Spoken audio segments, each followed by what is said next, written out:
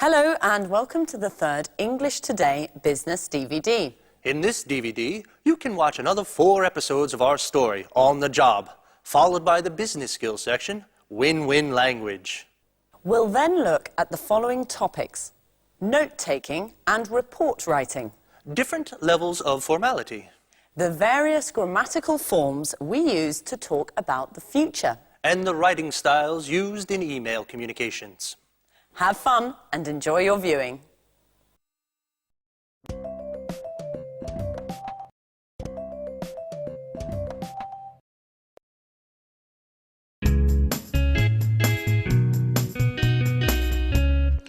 I've called you in today to bring you up to speed on our new cookbook series. Anne's going to take notes, from which we'll then develop a detailed outline of the work in progress and then set the deadlines. So Gary, which authors have we contacted? We've got in touch with Jones, Bradford, Smith, Fox, and Grant. Unfortunately, we haven't been able to contact Tchaikovsky. I think he's abroad at the moment. What? Sorry. Could you spell that for me, please, Gary? Certainly. C-H-A-K-O-S-W-S-K-I. He's one of our Russian collaborators. Couldn't we get in touch with Parker in his place? What do you think? He's worked with us in the past. It's a good idea. Unfortunately, I haven't got his number. I think I have it in my old appointment book. Let me just make a note of that so I don't forget. What's the news on the contributions so far? Have the authors started sending in material? Yes, and I've already begun editing the first batch. Excellent, Anne. You'll also have to take care of researching the images. When you've got those, you can send them along to the graphics department for page insertion. Let's move on to the typography. Rachel, have you seen the first batch of proofs we got from Montex today? Yes, Mr. Stevens. Great work, I must say. It seems to me that they've done an excellent job. Good. So it looks like we can trust them with this edition. Let's get a bid in immediately. Take note of that, Rachel. Yes, Mr. Stevens. I'll call them as soon as we finish this meeting. One last thing. We haven't found a title for this series. Do you have any ideas? Come on. Use your imagination. I want something original, something catchy. Nothing? Okay, then that's your first task. Do some brainstorming to come up with some ideas, and then we'll go through them together. Why the long faces? There's nothing to worry about. You're a great team. I'm sure you'll think of something interesting. Okay?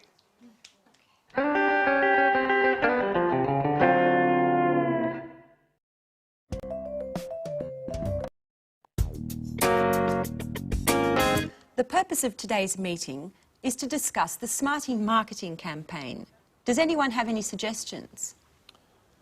Before we move forward with the planning, I think we need to take into consideration a number of aspects of the campaign. I'm referring to the concept, the objectives, the targets, and the type of media we need to employ. Good observation, Mr. Chang. Getting our ideas clear before we move on to the direction and score of our marketing drive is an excellent idea. What do you think, Paul? I'm in complete agreement with you. First, we need to set our objectives for this campaign. We need to decide upon our focal points in terms of brand communication. Could you explain what you've written on the board there? That'll help us understand where you're going with this. Brand awareness rising will help potential clients become familiar with our products and the marketplace we're targeting. In our case, this type of campaign will serve to improve the image of Spectre in the Chinese market. But what about focusing the campaign on the product itself?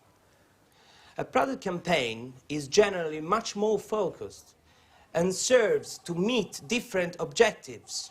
Above all, it can help communicate the unique characteristic of the product to help it stand out in its marketplace. Of course, this can eventually bring positive results to the entire line of products. And in your opinion, what type of campaign best suits our needs? Well, considering that the Chinese market is new for us, I'd choose a campaign focusing on brand awareness with a simple but effective message, such as our company provides sporting goods with a high-tech edge, and then follow up with a successive campaign focusing on the smartie. Are there any comments on Paul's proposal? I'm in complete agreement with him. Great. Would you like to add anything, Paul? Not for the moment. Well, if there are no objections, I'd like to move forward on this. Our next step is to contact a marketing agency. Could you take care of that, Paul? Certainly, Victoria. Well, if there's nothing else, I really need to get going. Oh my goodness, look at the time. You're always busy, aren't you, Mrs. Lee? I think you work too much. Well, actually, I need to go to my son's school play. I promised him that I wouldn't miss it for anything in the world. Well, then get a move on. Children always come before business. What are we doing now? Let's go for lunch.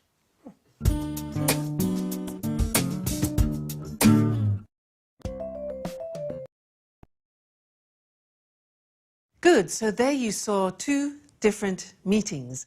And now let's talk about report writing after meetings, because it is important. You have to keep a record of things that happen in meetings. But it's not easy, and people are usually very bored with writing reports. So I want to try and give you a few tips of how to improve your report writing. So let's use the screen. Now, obviously, the first thing is you have to identify the speakers, know exactly who is in the meeting and what their position or job is. Now, the second thing is to write brief summaries of the main points. Now, it's important to keep these brief.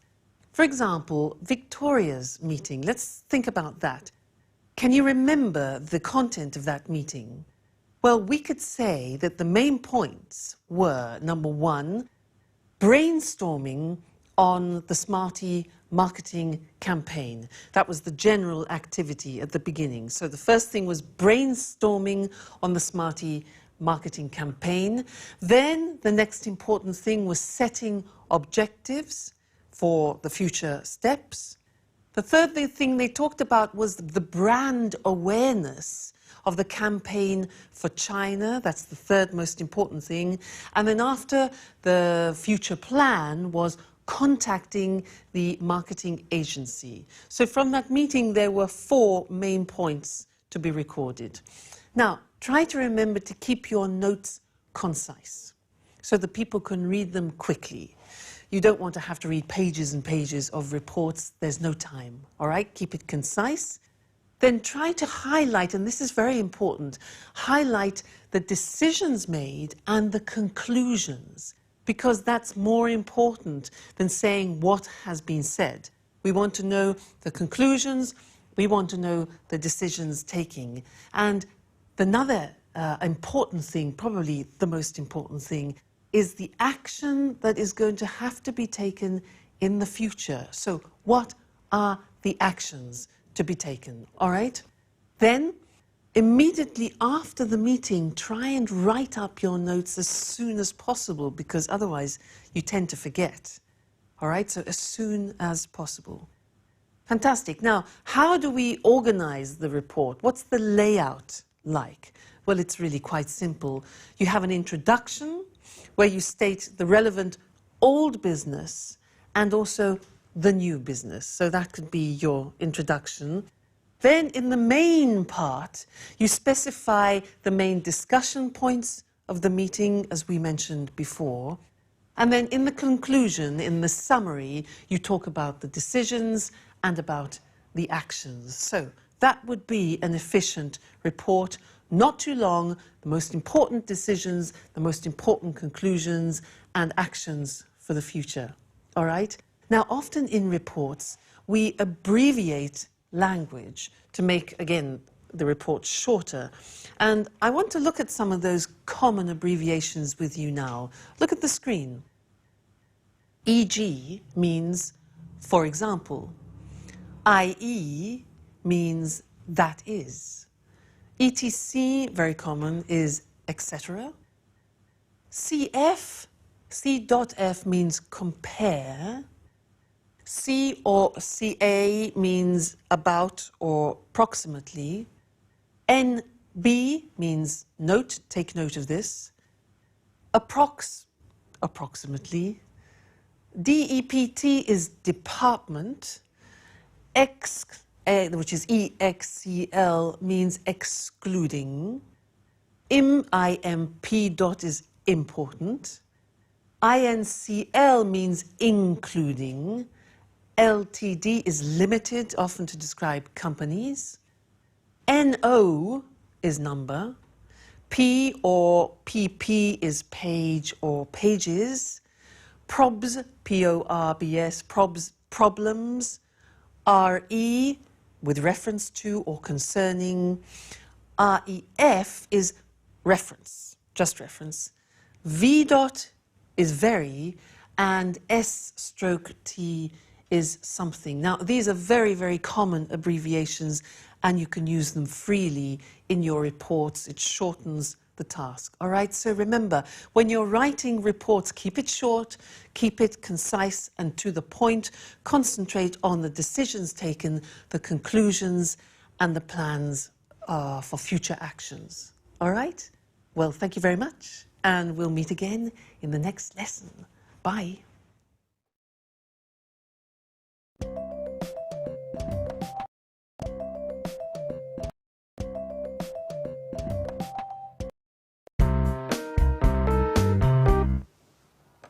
Mr. Chang, can you hear clearly? Yes, I can. Go ahead.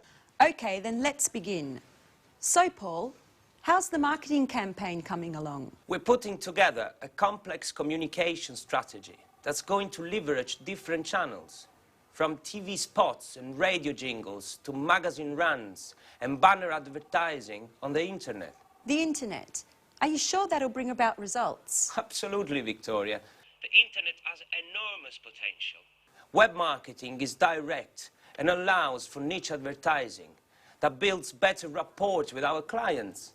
Isn't that right, Mr. Chang? Yes, even if it's true that not all Chinese families have a broadband connection like you do here in the West. The internet is still very popular in China, especially with the young. Internet cafes of all sorts are opening across the country.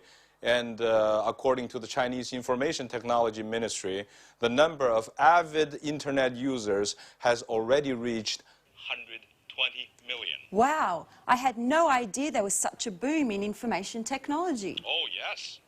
Technology has become the determining factor in the economic and cultural development of the contemporary Chinese society. Above all, it's young adults who are influenced by these new communication media. 60% of web servers in China are between the ages of 18 and 26. Words such as forum, blog, email, and chat have become part of their everyday speech. I think we need to focus our efforts in this arena to successfully market our products. As a matter of fact, not only am I working to develop a graphically attractive site with plenty of content, but I am also contacting major internet portals to post animated banners. I am also looking into other means of reaching a much more clearly defined niche by target advertising through news groups, mailing lists, chat rooms and forums. I'm even thinking of launching a viral marketing campaign. A viral what? Sounds like a disease to me. Viral marketing is a marketing strategy that induces users of certain internet sites to promote products to other surfaces, like a virus. In this way, exponential visibility of our message is possible. It's like a word of mouth on steroids.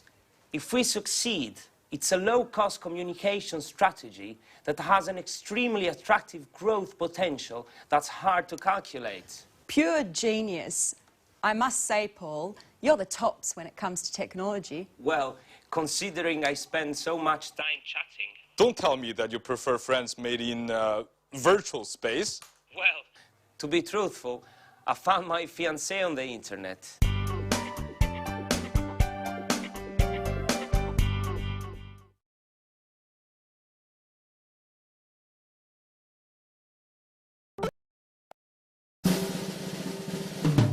Gary, did you get that email problem fixed? Yes, I did. I set up a new account for you. You only have to create a new username and password. How do I do that? I'm hopeless with computers. I know you are. In fact, by now I've lost all hope with you. But you really do need to try to learn. I mean, email and internet are indispensable in this day and age. I know, Gary. You don't ever get tired of repeating that. I must admit, I'm a Luddite.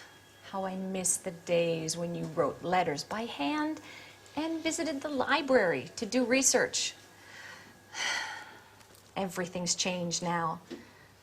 I think I've done well to learn to send and receive emails. Speaking of emails, I noticed what you were writing to the authors, and if you'll permit me, Rachel, your emails are much too stuffy and formal. They don't fit in at all with internet jargon. What are you saying? I'll give you an example. When you start off an email, you use, "We'd like to inform you that." It's quite old-fashioned, you know? It's better to write, "Did you know that?" Or another example, when you need to make an excuse, you begin, "We regret to inform you that." It's much better to use something like, "Unfortunately, we can't." It's less formal, but at the same time, more professional. Email needs to be kept simple and to the point. Use abbreviations as often as possible and keep phrases short. If you're writing to someone you know well, you can even add an emoticon. It's always a pleasure to get one. An emoticon? What the devil is that? You're so old school, Rachel. Emoticons are those little faces that you can make using keyboard characters that show how you're feeling at the time. Okay, Professor. I'll try to simplify and use a more colloquial tone when writing. Perhaps I'll even put in a smiley. It's not difficult. You'll see. Just let the magic of the internet transport you. But remember to use netiquette. You're talking like a computer manual. What is netiquette? It's good manners on the internet. It's the rules of the road, of the network. Rachel. You really do need to get some practice, don't you? I've got an idea. Why don't you let me sign you up for a forum? That way you can learn the rules of the road and the lingo as you surf. Speaking of which, do you like music? Huh? Music? Yes, very much so. Great. Then I'll add podcasting sites to your favorites. So you can download podcasts and maybe even burn them to disk. Stop! Gary, oh, you're driving me crazy. I don't understand a word. Besides email, I have no desire to learn any of it. None of it. Do you understand?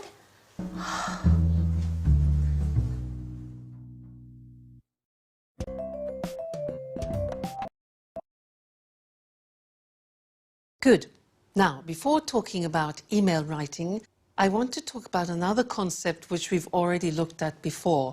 It's when we use formal and informal language in English, because often you have to choose, and it depends on certain factors in the conversation. So let's look at the screen now to help us with that. Now, one of the first important things to remember when you're choosing either formal or informal language is the function. What do I mean by that? What I mean is, what is the purpose of the conversation? Because if you are asking your boss for a favor, Now that's quite a tricky situation, so you need formal language. But if you are asking a colleague or a friend for help or assistance, then that's a more informal situation, so you need informal language, okay? That's the first thing, the function. And then also the domain. That means what is my position in the conversation? What is my role? What are my rights and responsibilities? Because again, if I am speaking to my boss, then my language will tend to be more formal. If I'm speaking to a subordinate, that my language will then tend to be more informal. All right, but let's look at some examples for you to understand better. Now, the first one is, look at this. Excuse me, do you think it would be possible for me to have a day off next week? Now, do you think it would be possible? That is obviously high register formal language. And the situation is a subordinate asking their boss, do you think it would be possible? The next example is, Tom, could you give me a hand? Now, you can see could you, it's less elaborate language, it's informal, it's probably a situation between two colleagues, so that's informal. What about the next one? Peter, hurry up with that report. That's interesting because hurry up is an imperative, it's asking for specific action, so in this case it's probably a boss talking to his or her subordinate. Okay? So formal, informal. And in the second scene, where there was Gary and Rachel, Gary was trying to make Rachel use less formal language. And in fact, the examples were these. She wrote initially, we'd like to inform you that. Now that's very formal in English. He suggested this. He said, no, use informal, say this. Did you know that? Look at the difference. We'd like to inform you that, or did you know that?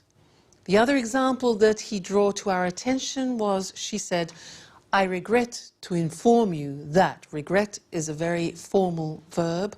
I regret to inform you that. He said, no, use unfortunately. Unfortunately, we can't. So that's very interesting, and we will look at that more closely in another lesson to help you when you're in the process of writing emails. But one more important thing, when you're dictating email addresses, you need to know how to say the punctuation of emails. So let's look at that list now together. The first one, underscore, dash or hyphen. Next, colon, semicolon, full stop, dots, comma, apostrophe, slash, double slash, at, brackets, speech marks, question mark, and exclamation mark. All right, so learn those and practice them. They're very important from when you're giving or you're taking email addresses. Good, that's all about emails for now, but we'll come back to it in another lesson, okay? Bye.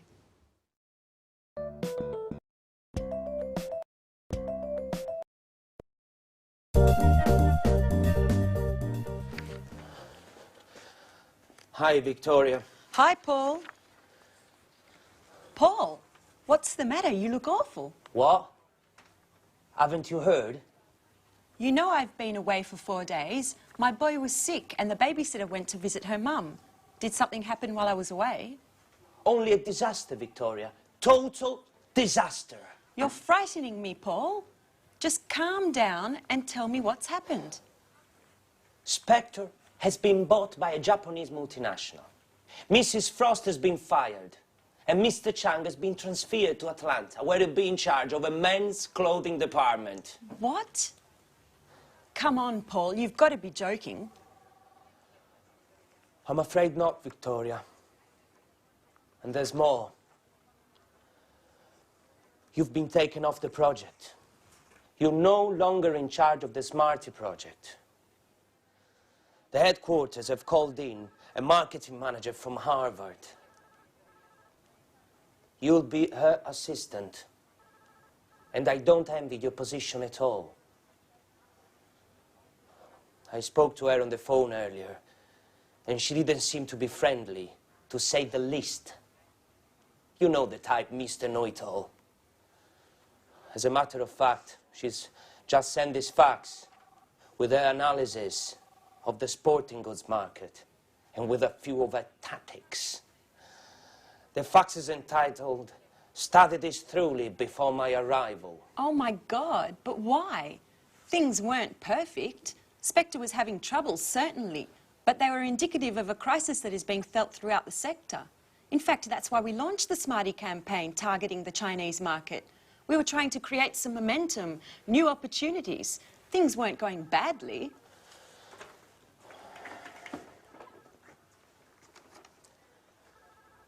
To start with, no.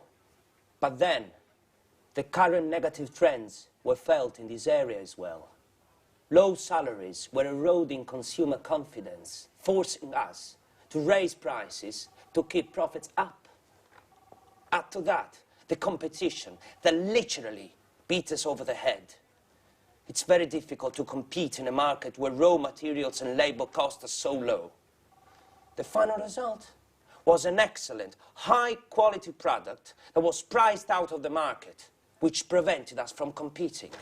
I know, but we were creating a niche market for ourselves. Yes, but the revenues were too marginal. In any case, we'll get the details at the meeting this afternoon. Mrs. Frost and Mr. Chang will be there. And possibly even our new boss, Helen Collins. Speaking of which, here is her outline. Make sure you study it well.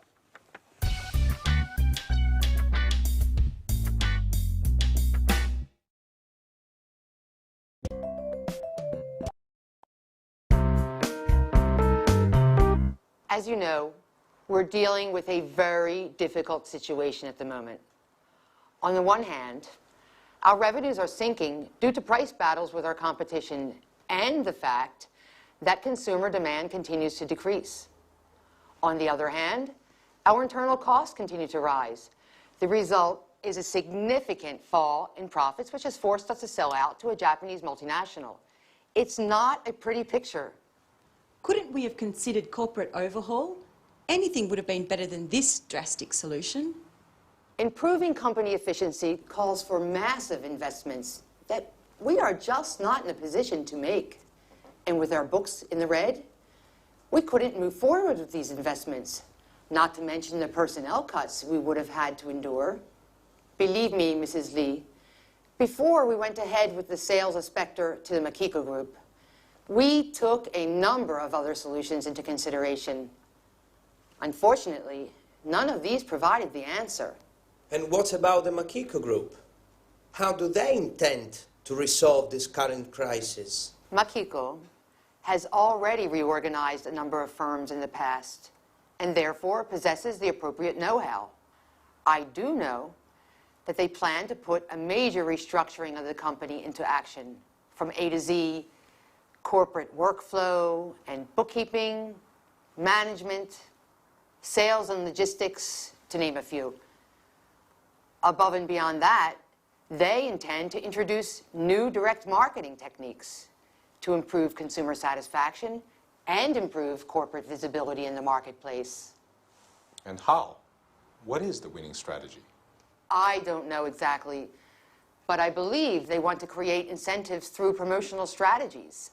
They intend to participate in the largest trade fairs in the sector, open a franchising chain of brand name shops, as well as factory outlets for wholesale. And what do they intend to do with the Smarty campaign? I think, Mrs. Lee, you've already been informed that you will no longer be in charge of that campaign.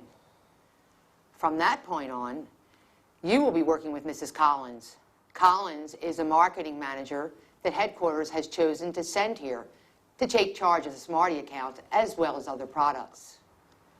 As you know, after the initial sales success of Smarty on the Chinese market, sales fell well below our expectations. As far as I know, Mrs. Collins intends to analyze exactly what went wrong and then relaunch the campaign using traditional market techniques. And these will include market research, telephone surveys, bots, etc. In any case, she will soon be here to explain everything in more detail. She should be arriving any moment, actually. Oh, she is. May I introduce Mrs. Collins, the new marketing manager for Spectre? Mrs. Collins, this is yours. Let's not waste time with these introductions. We've got plenty of time for that later. I'd like to get down to brass tacks now. Have you all studied my outline?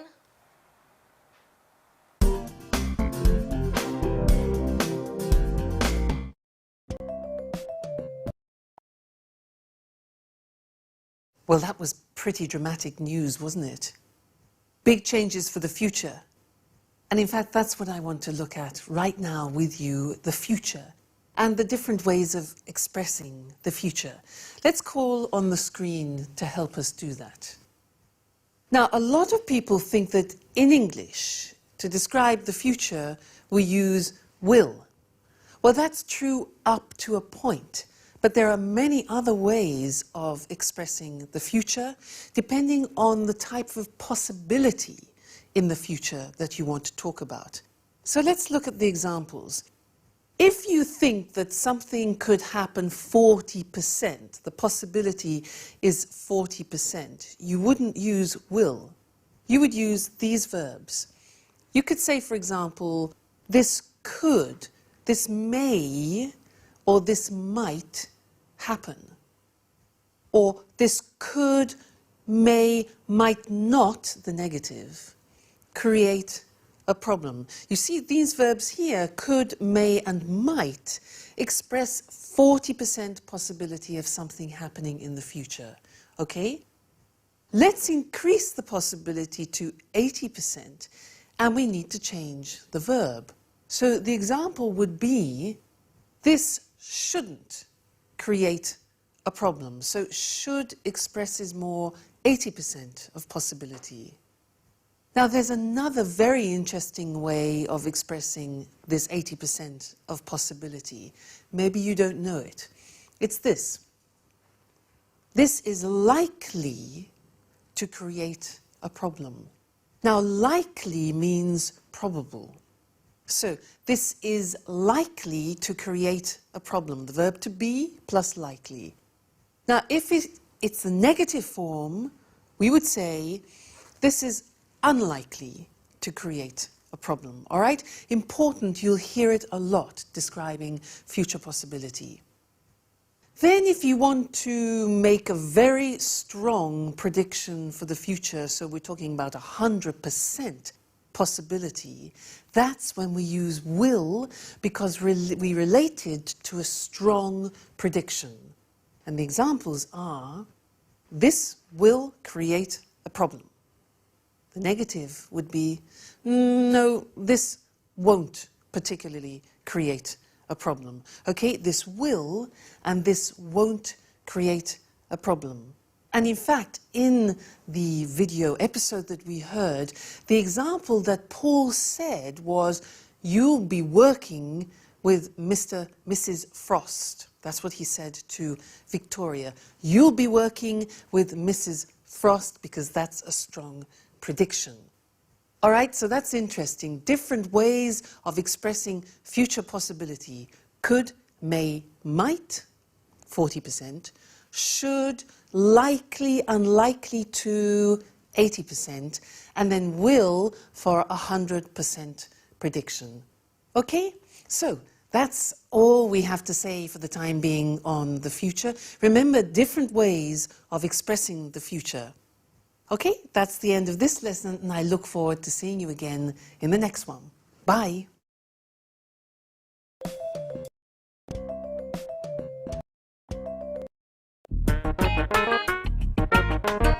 Okay, sweetheart. And remember, do all your homework, and then you can watch those cartoons you like so much on TV. I better get going then. Okay, bye. You do know, don't you, Mrs. Lee, that personal calls are not allowed during working hours? It was just a short call, Mrs. Collins. I was just checking in on my son. Don't you have any children? I do not. I don't care for children. Now let's get back to work. We've already wasted too much time with the small talk. Mrs. Lee, from now on, you'll be in charge of all the email correspondence we receive from our website. Keep in mind that I expect satisfactory replies. Specifically, do not try to argue with anyone. Just come up with results. Invent something. We have to win our customers' trust.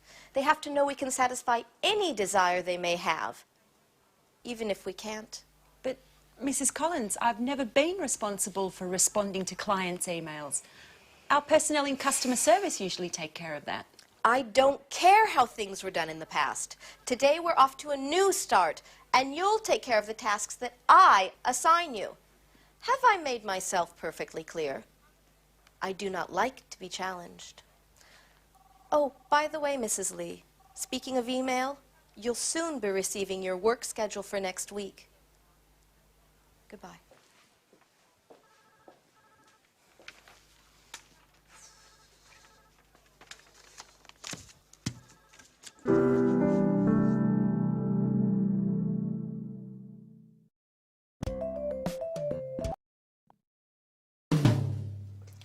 So, this client who just purchased a pair of outdoor shoes would like to receive a Spectre catalogue. Dear client, first of all, congratulations on your purchase. In exchange, would it be possible for you to spend 5 minutes at our company website completing a customer satisfaction survey? Please do not hesitate to contact us with any questions you may have concerning our product. Yours sincerely. I think that works. Who would have ever thought I'd end up doing a job like this? Now that that spiteful woman has arrived to order me around, I'm tempted to give it all up. I wish I had a more creative position. Writing, now that's my true passion in life. Ah, an email from Mrs. Collins. Mrs. Lee, attached you will find your work schedule for next week. Don't forget to keep this in mind at all times. I do not want any more time wasting. She manages to be a royal pain even when writing an email. I don't think I'm going to hold up for much longer. Another email? What the hell does she want this time? Ah, no, it's from Mr. Chang. Dear Victoria, before leaving, I wanted to send my regards. I'm truly sorry that things have gone so terribly wrong. We worked very well together, and I highly appreciate the mutual respect we had for one another. I know that between you and Mrs. Collins there's no loss of love. You'll have to believe me when I say that I find her highly unlikable as well. Stiff upper lip. You're an asset to this company and I'm sure you'll do very well. It's been a great pleasure knowing you and please keep in touch. Let me give you one last piece of advice. In China, when we are sad or angry, we have a way of relaxing which always works. We close our eyes and have a good laugh. Try it and you'll see that it works. Ah, Mr. Chang, I'm going to miss you. He really was a nice person to have around. Let's try his method.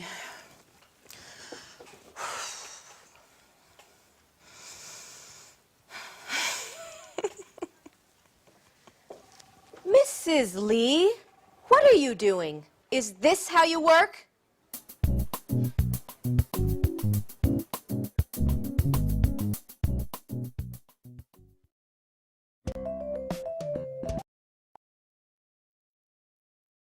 Emails, emails, emails. And that's what we're going to talk about now. Because when you're writing emails, you need the flexibility to be able to move from a formal style of writing to an informal style of writing. Because if you're writing, for example, to new customers, new contacts, to your superiors, where there's a distant relationship, then you need to use formal language. If you're talking to colleagues and friends, with people with whom you have a well-established relationship, then you can use informal language.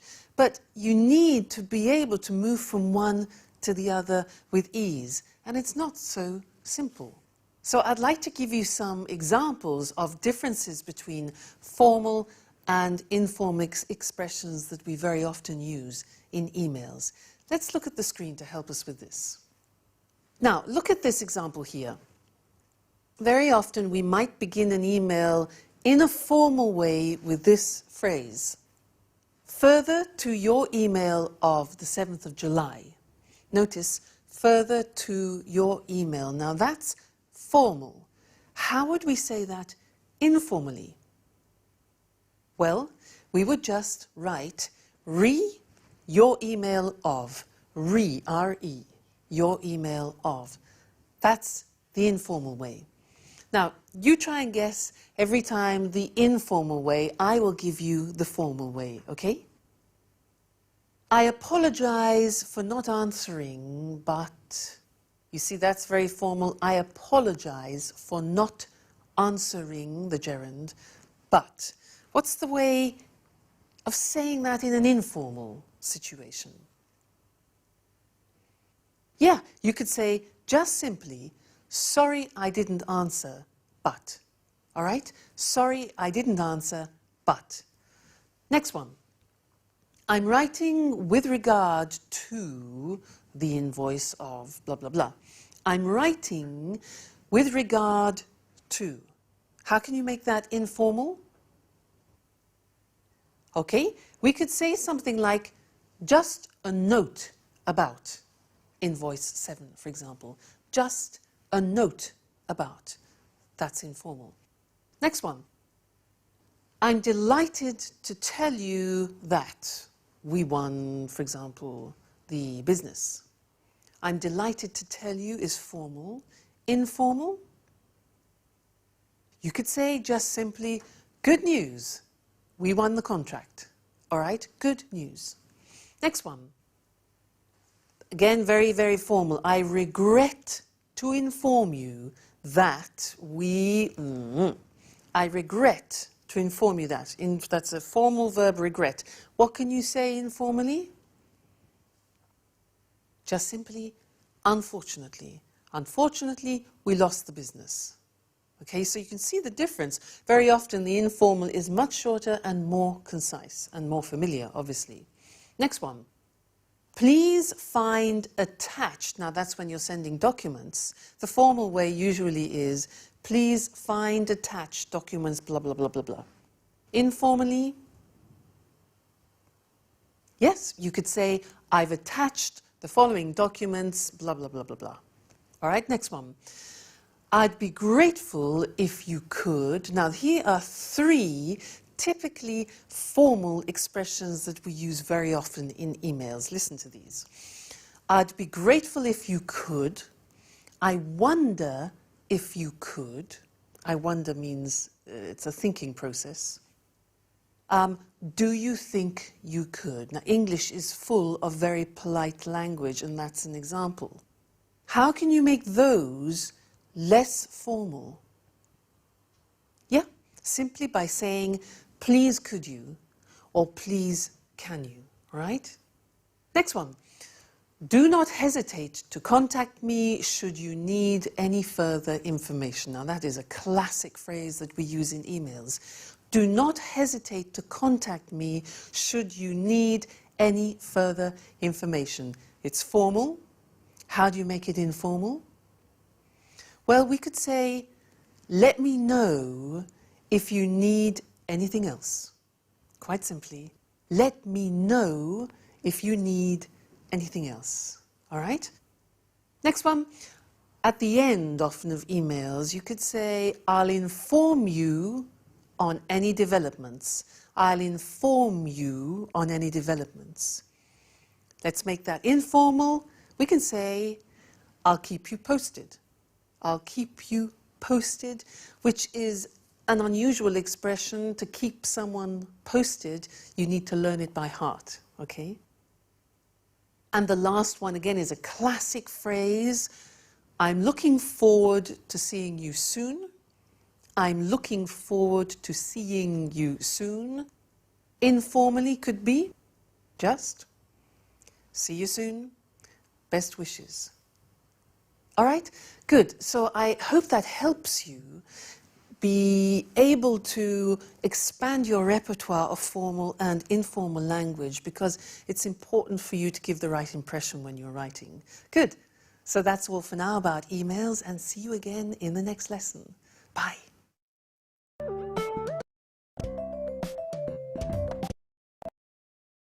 Hello and welcome back to Business Talk. Our topic for the next 2 programs is win-win language, the language that allows all parties of a conversation to feel like winners, whether the conversation is business-related or not.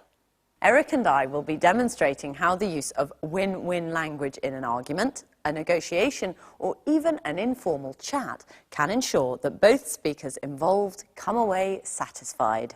Today, we'll be focusing on the language of argument. And next time, we'll look at the language of negotiation and small talk. So, how can we present an argument in the best possible way? Win-win language is the answer. When you make a business proposal or a request, you win your case. And this is the important part. You make the other party feel that they've won too. You both win. Hence the name win-win. Now, listen to Lucy carefully asking for an increase in an advertising budget. Afterwards, we'll consider if we'd accept her request or not. Well, as you know, our new product Smarty is not selling as well as expected. I don't think it's possible to solve this problem without spending more on advertising. If you'd accepted my original proposals, things probably wouldn't be so bad. I think the product is good, but if you don't increase my advertising budget, there's no way that Smarty will be successful. I'm asking for an increase of at least 15%. If I'd had this money last year, I could have organised a much more effective campaign. I can't produce great results without the necessary resources. Well, I think we can safely say that that's not what we mean by win-win language. I know I'd be reluctant to agree to a request presented that way. Well, you'd be absolutely right, because I didn't mention any of the benefits of my proposal. I didn't use any facts to support my case, and my attitude was very negative. I said what I didn't want rather than what I did want. Okay. Now, listen to me present the same request. Good morning, everyone. This morning, I'd like to propose an increase in our advertising budget of at least 15%. This may seem a lot, but there are 2 good reasons why we should agree that this increase is necessary. Let me try to explain as simply as possible. First, our new product, Smarty, as we all know, is vital for the survival of our company. It is therefore essential to give Smarty the very best advertising campaign that we can. What's more, we should do all that we can to ensure that Smarty is not just a success, but a real market leader.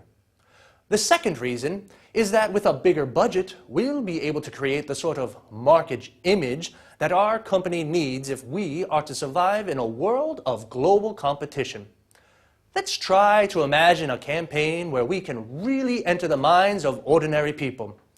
Let's suppose, for example, that we invest in a series of full-page color ads in the 3 major weeklies of the largest countries where we sell Smarty. Imagine the positive impact this will have on the sales of all our products. And I'm sure you'll agree that it's most definitely worth a try.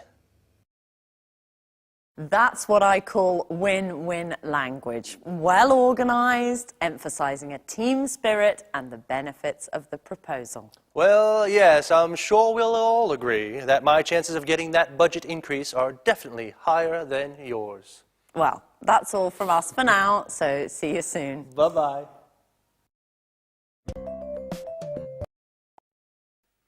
Now, let's take a closer look at exactly why my request was more convincing than Lucy's. Well, if we consider the 3 fundamental points that are the basis of all communication strategies, simplicity, organization, and language, and look back at our presentations, we can clearly see that Lucy hadn't organized what she wanted to say. She didn't mark each point clearly, and she created a barrier between herself and her listeners with her repeated use of I and you. Here are just a few examples from Lucy's request.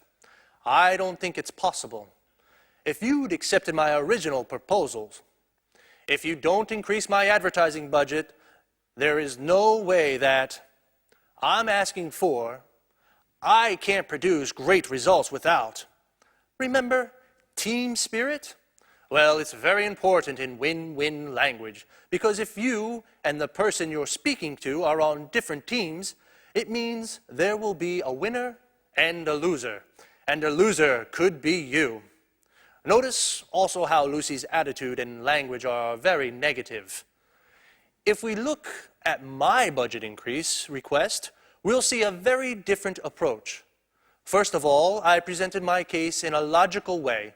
People react positively to ideas that are well organized. I marked each point clearly with opening sentences like, "Let me try to explain.